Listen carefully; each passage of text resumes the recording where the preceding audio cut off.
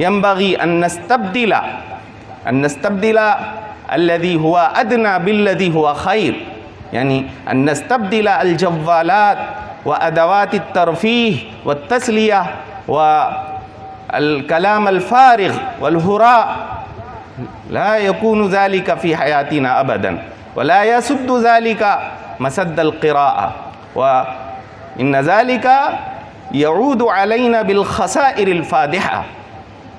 अल्हम्दुलिल्लाहि रब्बिल आलमीन व सल्लल्लाहु व सल्लम अला सय्यिदिल मुरसलीन व अला आलिहि व अस्हाबिहि अजमईन, अम्मा बाद।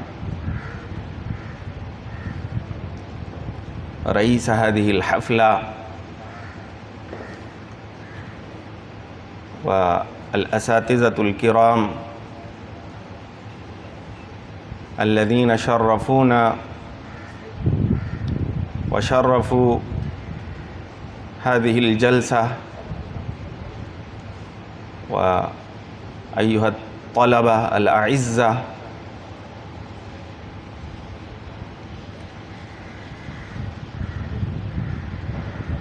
हा हुवन्नादिल अरबी यस्तहिल्लु मक्तबतहु अल मुबारका अल क़य्यिमा अल हाफ़िला अल मलीआ बिल कुतुबी वल मजल्लाति वस्सुहुफ़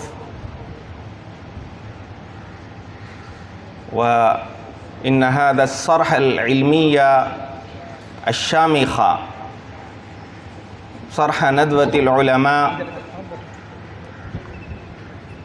यमताज़ु बिकसरतिल मक्तबात व कसरति दूरिल मुतालआ वल क़िराअह व हादिहिल मज़िय्या क़ल्लमा तजिदूनहा फ़ी मकानिन आखर।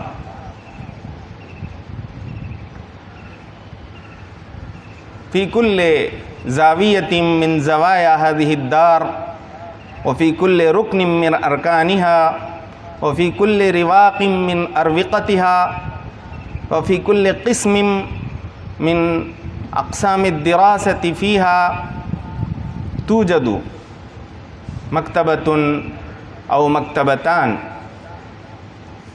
हत्ता यतमक्कन अत्तालिब मिन अल-इंतिफ़ा'i बिअय्यि मक्तबतिन शाअ फ़ी अय्यि मकानिन काना व मिन हादिहिल मक्तबात मक्तबतुर राइद लिन्नादिल अरबी। व लिमाज़ा इअतना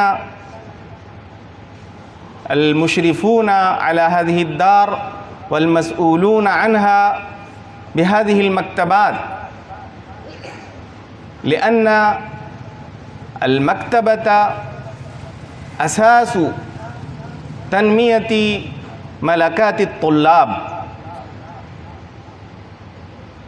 व मिफ्ताहु सक़्लि मवाहिबिहिम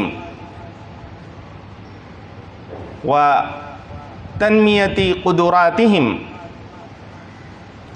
फ़ल क़िराअह फ़िल कुतुब अव्वलु मा इहतम्म बिही अल किताब अल वह्युर रब्बानी हैसु क़ाल अल्लाहु अज़्ज़ व जल्ला इक़रा बिस्मि रब्बिकल्लज़ी ख़लक़।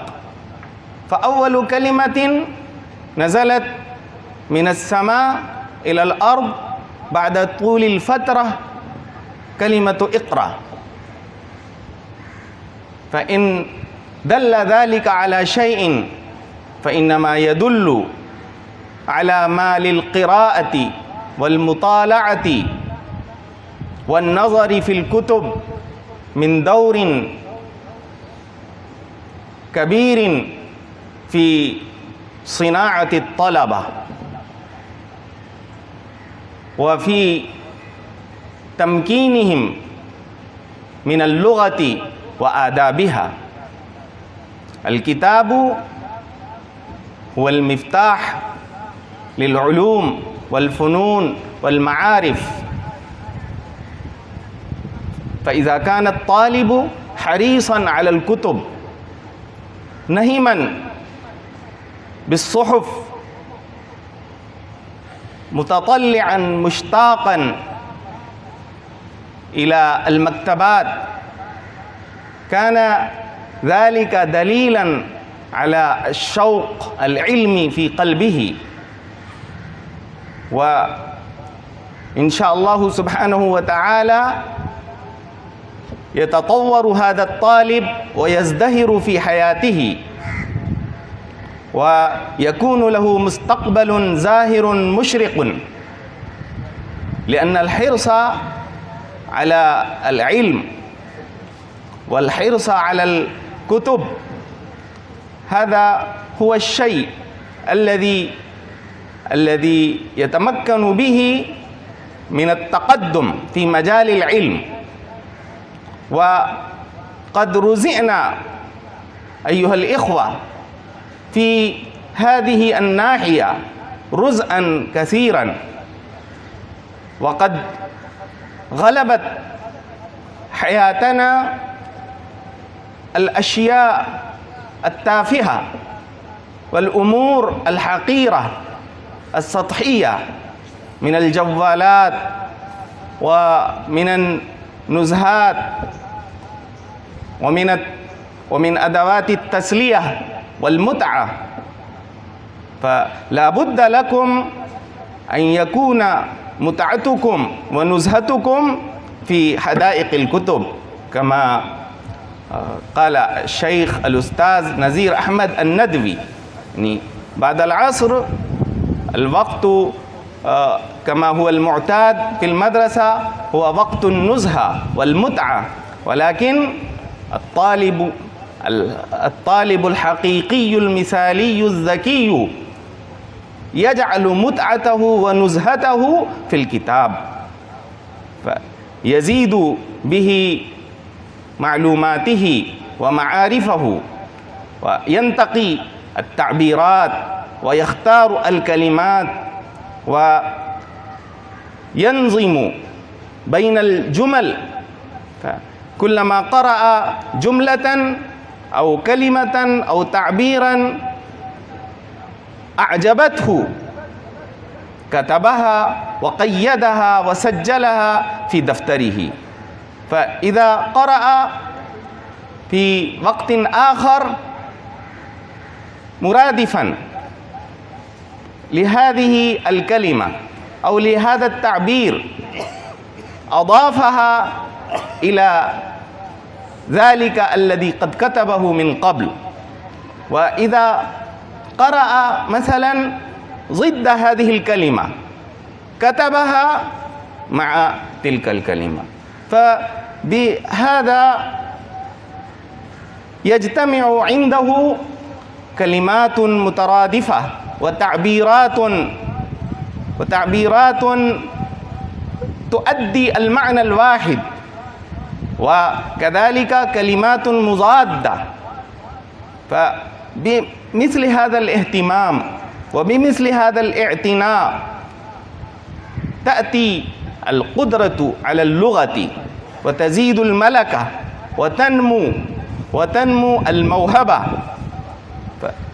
لا بد لنا أيها الإخوة أن نعنى بهذا الجانب، وينبغي أن نستبدل الذي هو أدنى بالذي هو خير، يعني أن نستبدل الجوالات وأدوات الترفيه والتسلية والكلام الفارغ والهراء. لا يكون ذلك في حياتنا أبدا، ولا يسد ذلك مسد القراءة، وإن ذلك يعود علينا بالخسائر الفادحة، ونحن لا نشعر ولا ننتبه إلى هذه الخسارة إلا بعد التخرج من هذه الدار، وحينما تكون الفرصة قد فاتتنا. فعلينا أيها الإخوة أن نقدر هذه الأوقات وهذه الأيام التي لن تعود أبدا، وهي معدودة محدودة. وأقول قولي هذا ولا أطيل عليكم، وآخر دعوانا أن الحمد لله رب العالمين، وصلى الله وسلم على النبي وعلى آله وأصحابه أجمعين.